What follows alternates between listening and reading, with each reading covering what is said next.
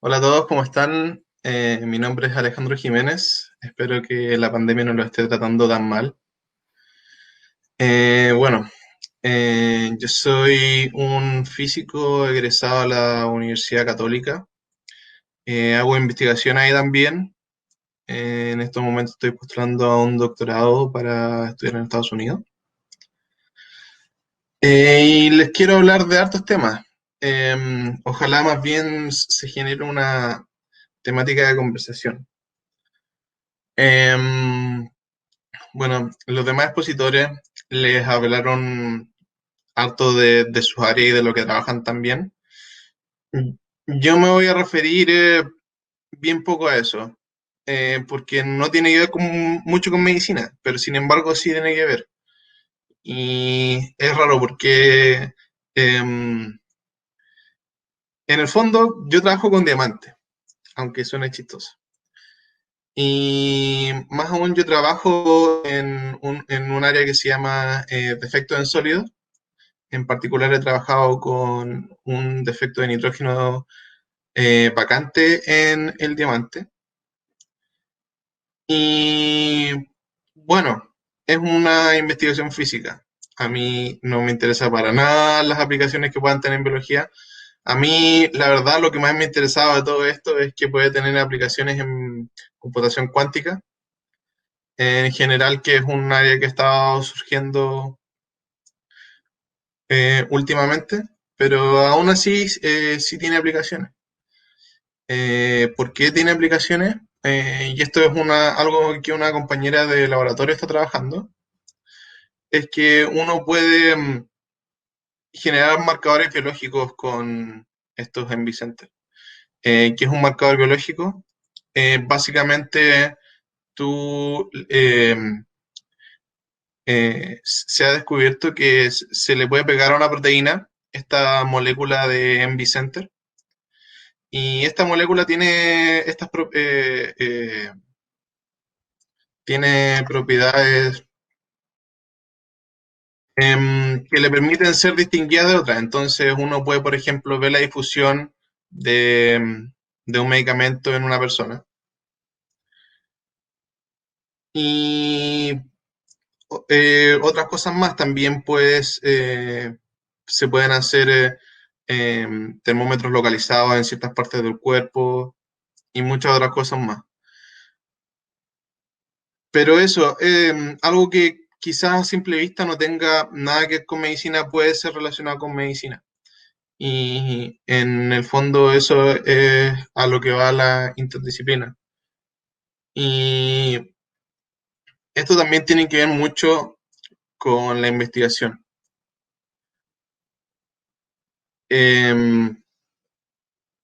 Porque en el fondo la interdisciplina sale de gente de alta área haciéndose preguntas. En particular, si una persona en física se hace puras personas de física, nunca va a lograr conectarla con otra área como es la medicina o la química. Y yo veo por lo menos la biología como la madre,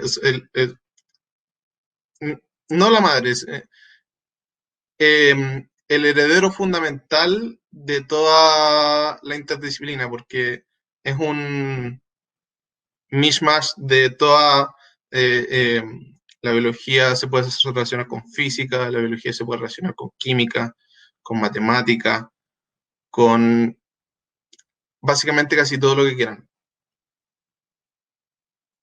Y esto surge de hacerse preguntas, y preguntas no solamente en el área de uno mismo, se surge también haciéndose preguntas de otras áreas, como dije. Y como uno se hace esas preguntas, y yo encuentro que ahí está, o sea, ¿por qué llega a esas preguntas? Y yo encuentro que ahí está el espíritu del investigador, que en el fondo un investigador se hace preguntas y se hace preguntas de cualquier cosa. Yo siempre pienso en la facultad de física. De repente nos podemos discutir de las cosas más misceláneas posibles. Por ejemplo, el otro día nos pusimos a discutir por qué los delfines no tienen una sociedad civilizada, por poner ejemplo. Y nos pusimos a ver, a revisar en internet. Resulta que uno de los más grandes detractores de por qué los delfines no pueden hacer una sociedad civilizada, en particular estoy hablando de los delfines cuello botella, que son la raza más inteligente después del ser humano, es porque no pueden tener acceso al fuego. Y arqueológicamente el fuego está categorizado como una de las... manipulación del fuego está categorizada como una de las cosas más importantes para poder hacer una civilización. Entonces, uno se hace preguntas, un investigador se hace preguntas, y esto no ocurre solamente en física. Uno puede entrar a estudiar medicina y puede empezar a interesarse en investigación en medicina en vez de irse por la práctica en sí.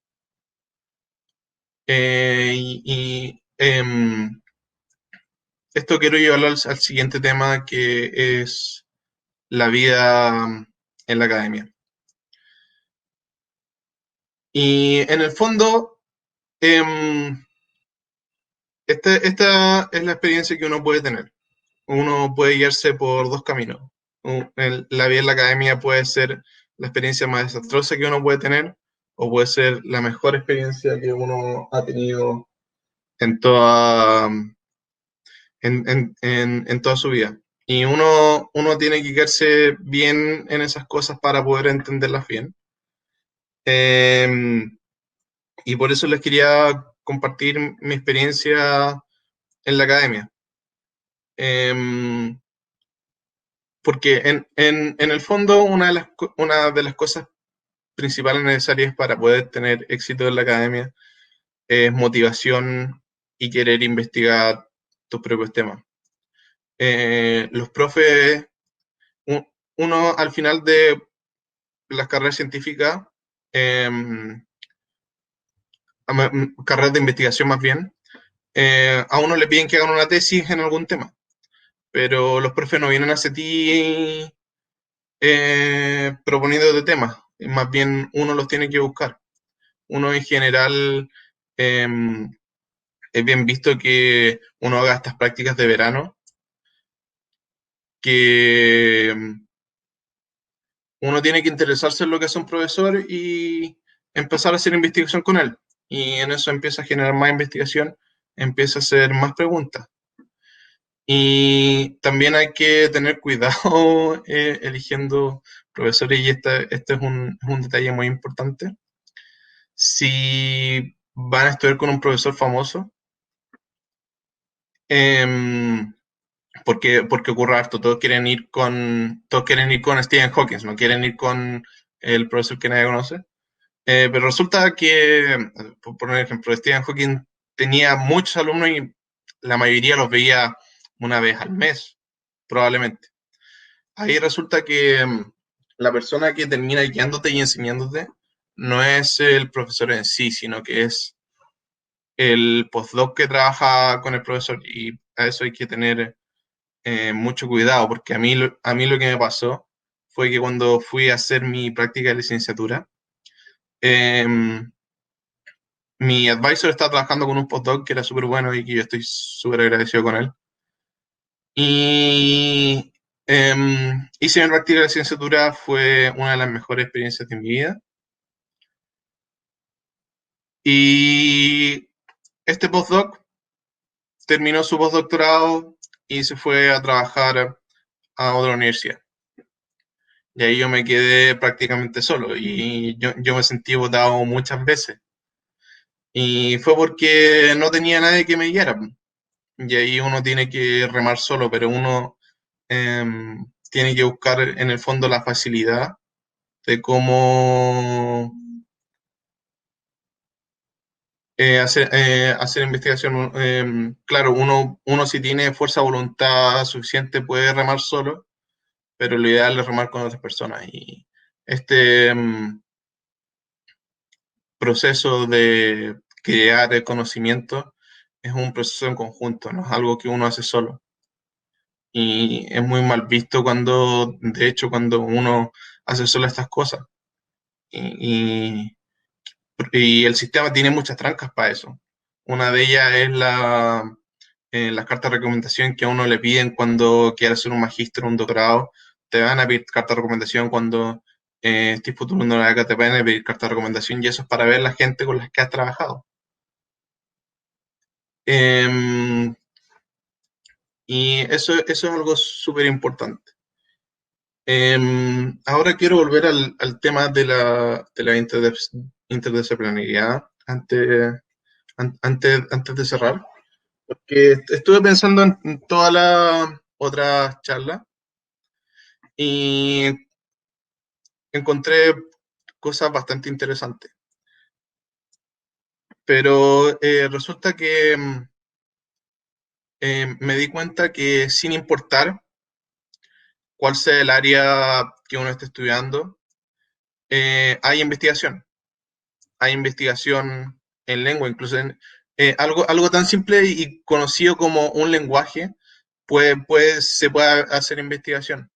Yo el otro día veía un video discutiendo de la importancia de investigar en métodos de enseñar lenguajes, porque hay formas rápidas y lentas de estudiar lenguaje y también hay reticencia, como en todas las áreas, al cambio. En todas las áreas hay reticencia al cambio, que uno se pega a los métodos antiguos. Cuando se hizo este traspaso de la mecánica clásica a la relatividad, después a la mecánica cuántica, hubo mucha reticencia. Yo siempre me acuerdo que me contaban esta historia de este científico llamado Ehrenfest, que hizo grandes aportes a la mecánica cuántica tratando de desacreditarla. Y al final, cuando no pudo más, el tipo se rindió y dijo como no quiero vivir en un mundo dominado por la mecánica cuántica, y el tipo se mató. Intentó también matar a su hijo, pero no pudo. Eh, y esas, hay reticencia en todos lados, pero uno tiene que buscarle. Y uno con pasión en el fondo lo- logra hacer bastantes cosas. Por poner otro ejemplo, y esto también está relacionado a la enseñanza, a cómo uno aprende también, porque uno literalmente puede aprender cualquier cosa que quiera, incluso si a primera vista no le gusta, porque estamos en un mundo tan globalizado que te puedo asegurar que alguien halló la fórmula de encontrar que esa cierta materia te gustará. Yo, por poner un ejemplo, yo en el colegio, yo odiaba la historia, nunca me gustó. Y resulta que ahora, estando en pandemia, me he puesto a ver videos en YouTube y me- lo que más he visto es videos de historia. Y es porque enseñan la historia de otra manera o tocan otros temas que el profesor de historia en el colegio no los tocaba y que, no y que me interesan, pero lo que pasaba el profesor del colegio no me interesaba. Em, y uno va descubriendo cosas así, cosas que le gustan y las va juntando y va generando conocimiento y y por ejemplo, descubrí que me gustaban las armas medievales, por poner ejemplo de algo de historia.